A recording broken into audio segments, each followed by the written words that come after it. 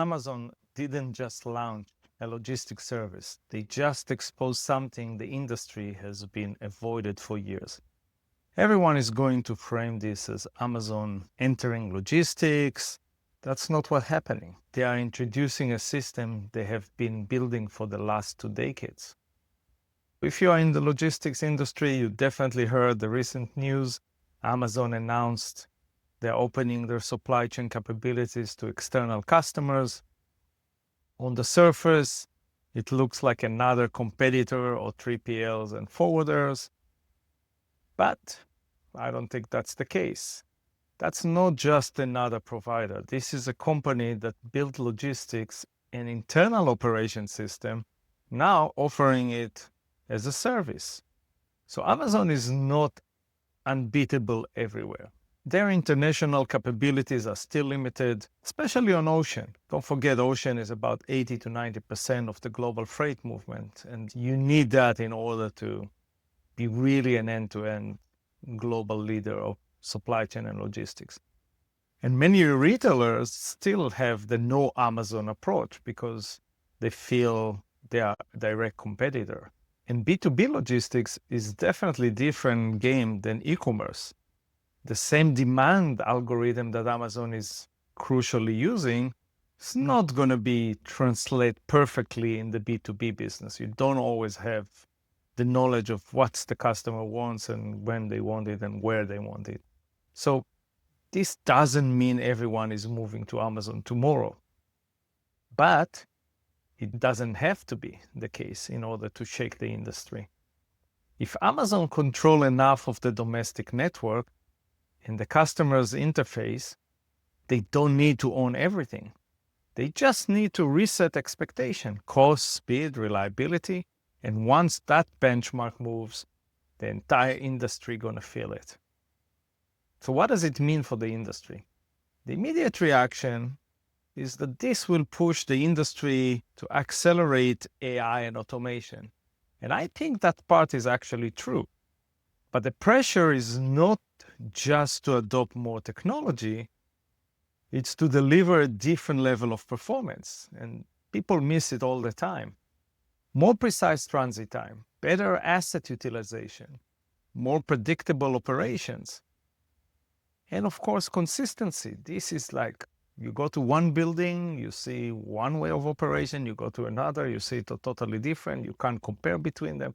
You need that consistency in your system, and AI and automation can actually help you that.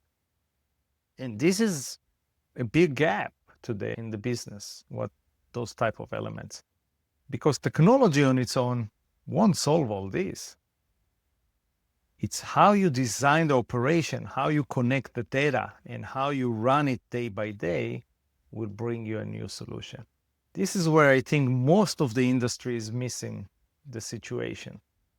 This is not technology gap. It's a system design gap.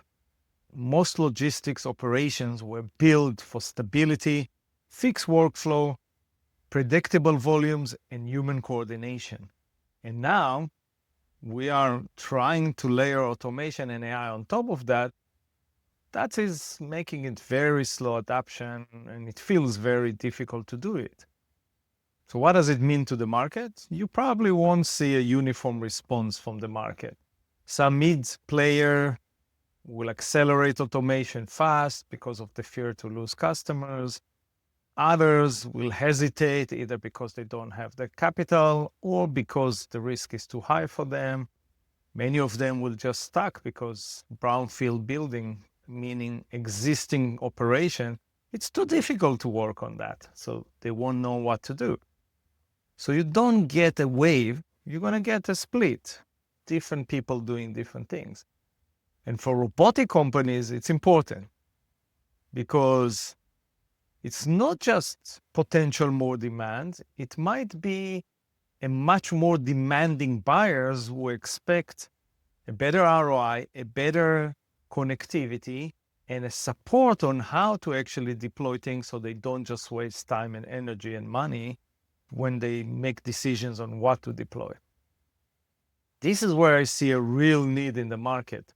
There's not so many companies and people that can bring it not just for more automation, but for logistics provider that can actually operate at that level. Providers that can translate technology into measurable improvements in transit time, utilization, and reliability will be the winners. And that's also where innovation and automation teams have much bigger role to play, or get support from the outside. Not just testing new tools, but redesigning how the operation actually works and bringing it all together. So Amazon didn't change the rules, they just made the gap visible. And if traditional players won't act fast for the whole picture, not just to deploy that, but really change the way they operate, they might lose some of the business. Thank you, and see you next time.